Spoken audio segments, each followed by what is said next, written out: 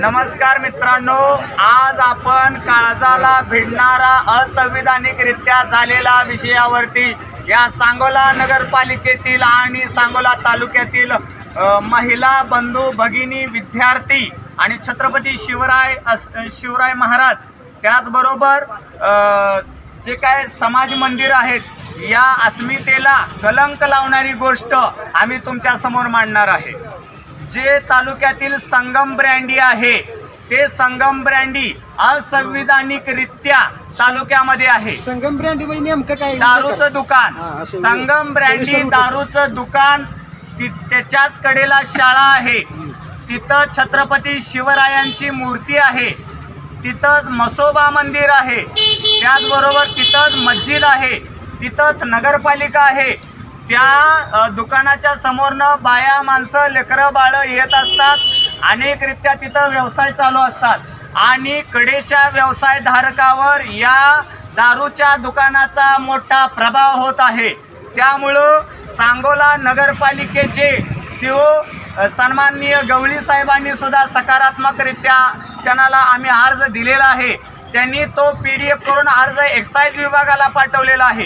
आम्ही तो उद्या अर्ज तहसील कार्यालय असेल आणि पोलीस स्टेशन असेल ह्याच्यावरती कारवाई करण्यासाठी आम्ही आता इथून पुढची कारवाई असेल। सांगोला नगरपालिकेतील जे व्यावसायिक आहेत, जे विद्यार्थी आहेत, जे छत्रपती शिवरायांच्यावरती प्रेम करणारा मराठा मावळा आहे आणि मसोबा याचे देवस्थान आहे, याचे सर्वजण आम्ही ती संगम ब्रँडी दारूचे जे दुकान आहे ते उचकटून टाकल्याशिवाय आम्ही तालुका शांत बसणार नाही। विद्यार्थ्यांनो, मित्रांनो, आज हा विषय खूप गंभीर आहे, खूप गंभीर।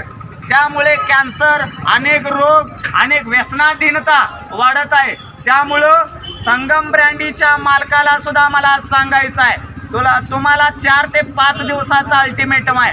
5 दिवसामध्ये तुम्ही जर नाही तुमचं दुकान कुलूप लावलं तर आम्हाला पोलीस प्रशासन आणून, अधिकारी आणून ते आम्हाला दुकान बंद करावं लागेल। धन्यवाद। हातगाडीवाले त्यांनी पण आपल्याला आम्ही जे नियम करून देणार आहोत त्यांना की त्यांनी आपला व्यवसाय करण्यापुरता हातगाडा लावावा, नंतर रहदारीस कोणताही अडथळा येणार नाही, चुकीचे कोणतेही विक्री होणार नाही, असं पान टपरी असेल, पान मसाला, गुटखा वगैरे, दारू इत्यादी चुकीचे ज्याच्यावर बंदी आहे शासनाची, ते मज्जाव केलेलं आहे शासनानं, अशा कोणत्याही प्रकारचा चुकीचा त्यांनी व्यवसाय करता कामा नये। तसं जर निदर्शनास आलं तर त्यांना तात्काळ त्याचं हलवण्यात येईल। कारवाई सुद्धा आता त्यांचे अर्ज जर आले आम्हाला तर आम्ही त्यांना लेखी देणार आहोत।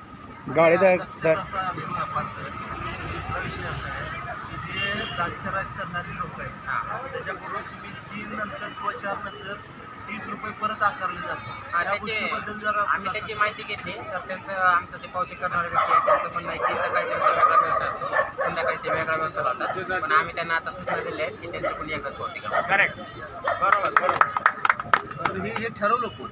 नाही, पण सकाळी वेगळा व्यवसाय, संध्याकाळी वेगळा व्यवसाय, दोन वेळा पावती घ्यायचा निर्णय घेतला कोण? नव्हता, त्याचं ते वैयक्तिकच करत होता। ठेकेदारावर कारवाई काय करणार आहे? तुम्ही जो पैसे घेतोय 2 वेळा घेतलाय त्या पैशाचा काय करणार? होता 2 वेळेस, व्यवसाय असला तर माणूस एकच आहे ना,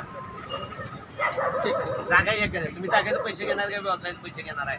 बरोबर, ठीक आहे।